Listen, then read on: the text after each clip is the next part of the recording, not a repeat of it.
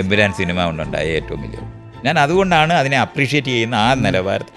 സിനിമയുടെ യുക്തിക്കകത്തുള്ള ചർച്ചയല്ല, രാഷ്ട്രീയമായിട്ടത് വിജയിച്ച സിനിമയാണ്. അതിൽ 1% ആൾക്കാരുടെ കയ്യിൽ സകല പണവും കുന്നുകൂടുന്ന സ്ഥലത്ത് എത്തിക്കുക എന്നുള്ളതാണ് ഈ ഗുജറാത്ത് മോഡൽ വികസനത്തിൻ്റെ ലക്ഷ്യം. അതിനുവേണ്ടി ചെയ്യാൻ പറ്റുന്ന മുഴുവൻ സാധനം എങ്ങനെങ്കിലും അധികാരത്തിൽ വരുന്നതിന്, ഈ ആളുകളെ ധ്രുവീകരണം ചെയ്യുന്നതിന് വേണ്ടിയാണ് അന്ന് ആ വംശഹത്യ മുഴുവൻ ചെയ്തത്. ഈ ചെയ്തെടുത്ത സകല സാധനവും ഇന്ന് ഡിസ്കഷന് വന്നു എന്നുള്ളതാണ് നമ്മൾ ഈ പറയുന്ന എമ്പുരാൻ എന്ന് പറയുന്ന സിനിമ കൊണ്ട് ഗുണമുണ്ടായത്. അത് ഞാൻ ചെറിയ കാര്യമായിട്ട് കാണുന്നേയില്ല.